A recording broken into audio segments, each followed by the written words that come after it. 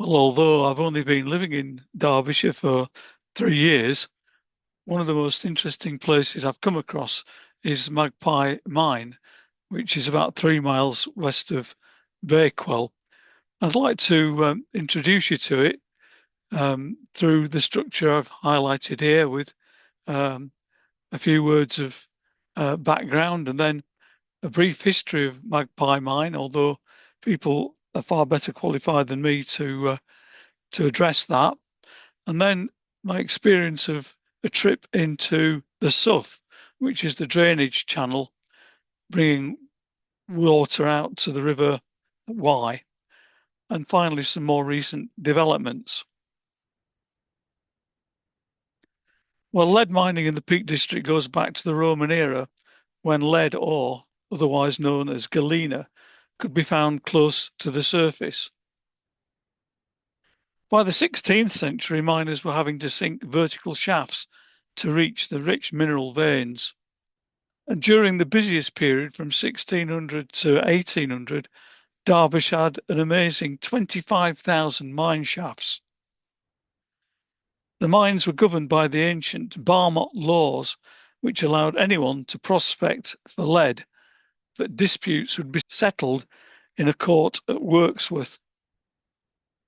Magpie Mine at Sheldon is arguably the most famous of all the old lead mines in the Peak District. Here's another view looking further round. It was the last lead mine to close and is still the best preserved. The first I ever heard of Magpie Mine was back in 2013 when Tony Robinson, the TV actor, set off from there to walk down the Derwent Valley Heritage Trail. My first visit was with John Sutcliffe in April 2023. John is a professional geologist, so he found the site extremely interesting. You can see him there standing amongst the steel headgear and the cage left over from the 1950s. Here's an interpretation board giving an overview of Magpie Mine. It is a scheduled ancient monument and is in the care of the Peak District Mines Historical Society, who I'll refer to from now on as the PDMHS. On the 13th of July 2024, PDMHS celebrated their 65th anniversary with a party at Magpie Mine.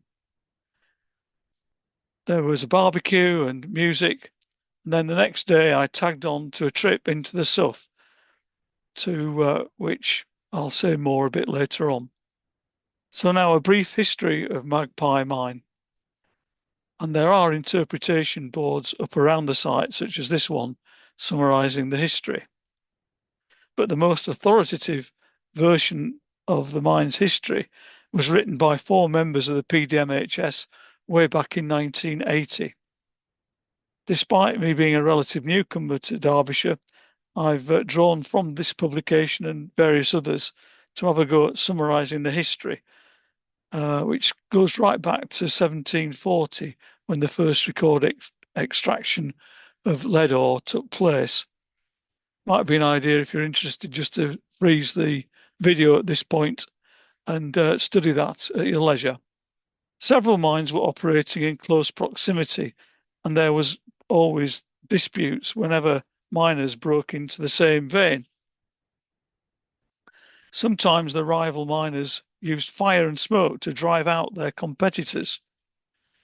However, in 1833, 3 men from a neighbouring mine were suffocated in what came to be known as the Magpie Murders.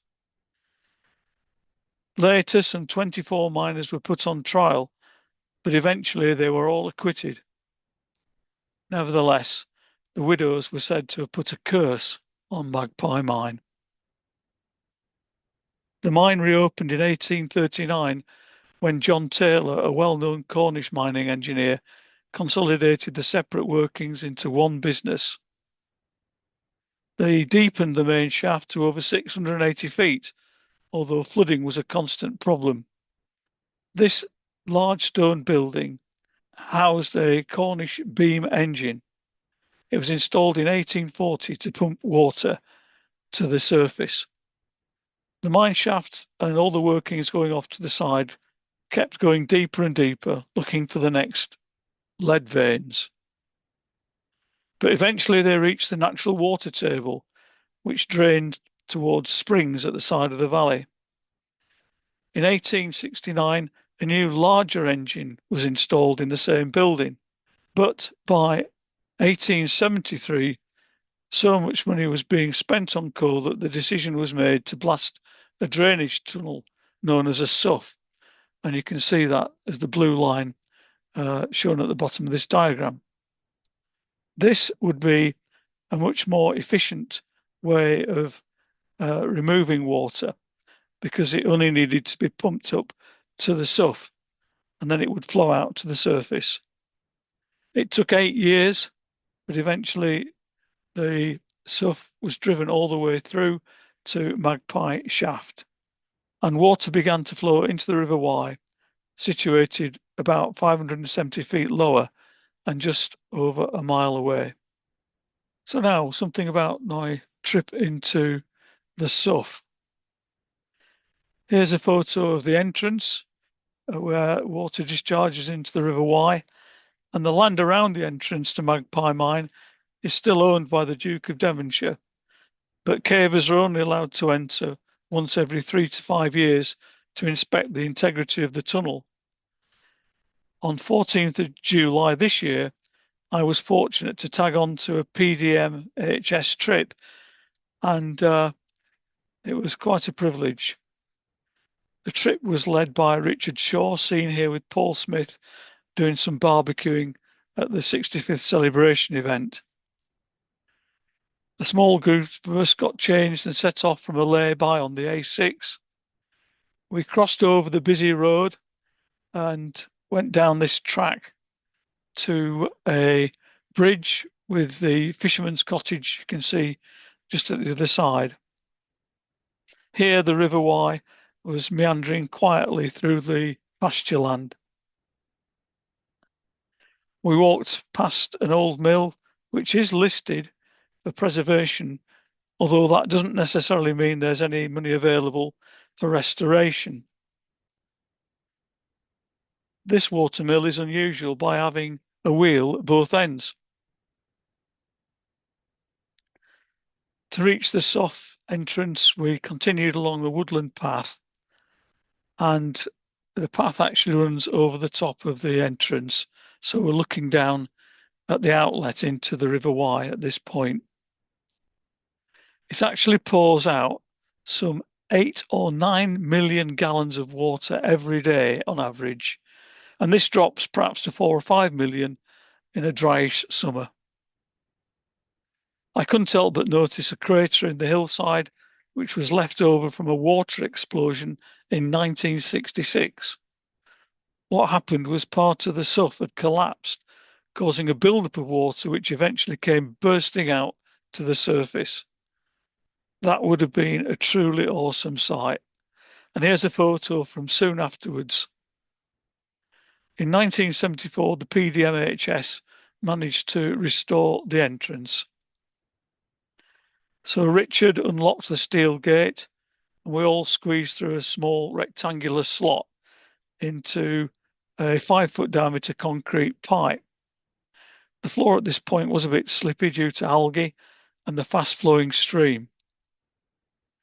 After about 50 yards, we entered the sough, which was about 8 feet high and 10 feet wide. It varied a bit from one place to another. But the miners had drilled and blasted through volcanic rock, which they called toadstone. It was actually basaltic lava. The dark rock walls and ceiling made this place feel quite intimidating. And the water was between chest deep and waist deep. We soon came to a band of soft yellow rock in the roof of the tunnel. Richard said this was volcanic ash. And then the tunnel went briefly back into limestone before returning to toadstone. Some 300 yards past the entrance, Richard pointed to a ledge where otters had left claw marks and a pile of droppings. Then about 40 yards from the entrance, the tunnel went back into grey limestone and the atmosphere became more cheerful. The sough ran in a generally straight line apart from a few bends. The sections of easy walking on sandbanks alternated with other places where hidden rocks presented a bit of a tripping hazard. In some places, falling water could be heard up ahead, only to find that it was just a small stream. And here's an old black and white photo showing a leak in the ceiling. Rusty spikes could also be seen in the top corner of the sough, which had been used for carrying compressed air pipes that were needed for drilling shot holes. I was surprised to come across the remains of a pair of lock gates at each side of the passage. This is the first of several black and white photographs taken a few decades ago, forming part of the Kneise Marple collection.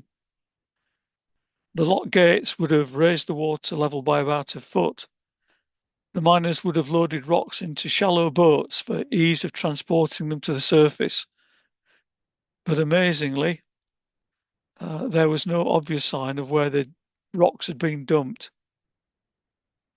Here's what it looks like today, well, in 2014. In this photo, someone appears to be swimming, but I don't remember the water being that deep anywhere along the sough. Just before the next lock gates, the roof lowered to about 4 feet and the stream became quite fast flowing. Soon the way on was totally blocked by boulders that had crushed several steel arches. We carefully wriggled up to the right into a small chamber, then back down again. And the next section of canal passage was only about 2 feet deep. This photo was taken a while back and is also a bit of a mystery. The steelwork is distinctive, but again, I don't remember seeing it. Maybe a further rockfall must have crushed it completely by the time we visited. And here's another photo of the same collection, this time with a young woman fighting against the strong current. About half a mile into the sough, we reached the boiling, or the boiling up, where streams came crashing into the tunnel from both sides along a cross rift.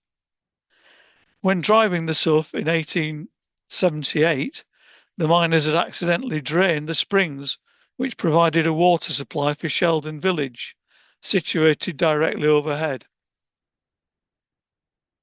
After half a mile, we stepped out of the sough and into a large natural chamber. This came as a total surprise. Blend Chamber, as it's called, has wonderful bands of calcite running in several different directions. The floor of the chamber was covered with glittering fragments of calcite.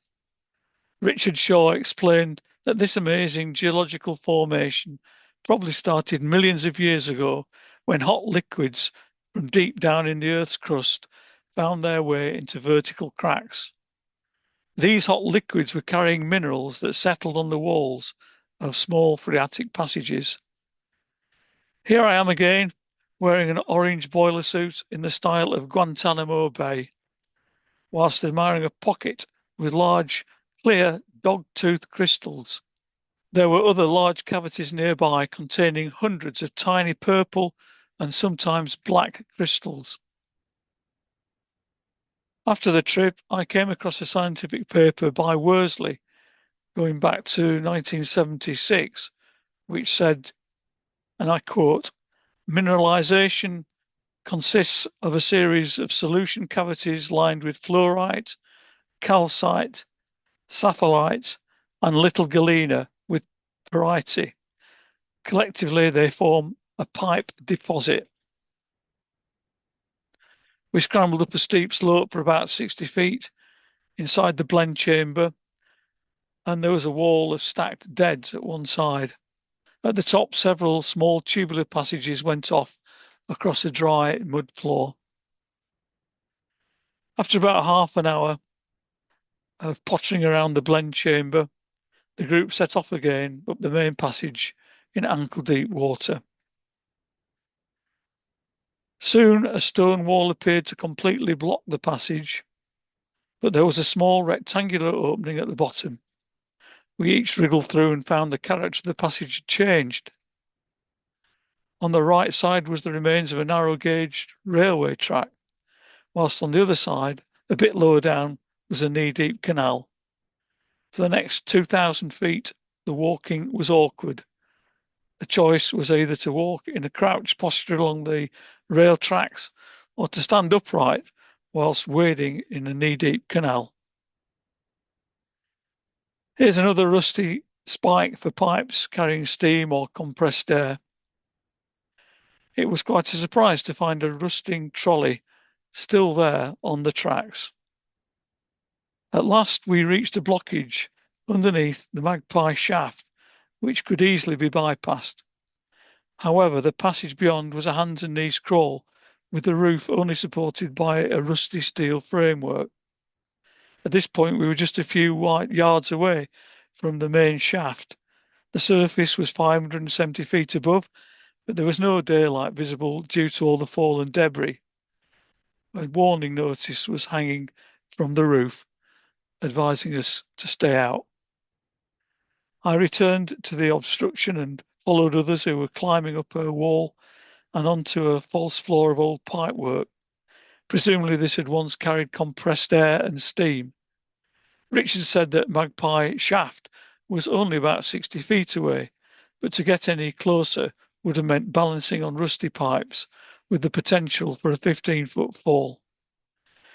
Instead, we opted to walk in the opposite direction, again along rusty pipes, which soon reached a solid floor in a large passage. A couple of enormous timbers had been stashed in a side passage, and then a bit further on were 2 or 3 more passages, but they didn't go very far. Just up above, several other passages could be seen, but they could only have been reached using a scaling pole or a bolt kit. At this point, Richard announced we could make our own way out, with him bringing up the rear. Well, I decided to get warm again by being first out to the entrance. The whole trip had only taken 3 hours, but it made a big impression. Well, then coming on to more recent developments, just to say for those who are curious that the PDMHS has a very informative website, not only about Magpie Mine, but hundreds of other mines in the Peak District. The PDMHS also holds regular heritage open days, and these have been known to attract up to 300 visitors. They also run the Peak District Mining Museum at Matlock, Bath, which has many interesting displays associated with Magpie Mine and elsewhere. As mentioned, Magpie Sough had the unintended consequence of draining the water supply for Sheldon's village. And more recently, Professor John Gunn has identified a similar problem at the nearby Lathkill Head Cave. He's found that in summer, the stream is being captured by Magpie Sough. This means that every summer, the Environment Agency has to rescue some 3,000 fish and give them a new home elsewhere. Back in 2013, several agencies actually suggested plugging Magpie Sough to restore the flow in Lathkildale, which would provide a better habitat for plant life, fish and insects.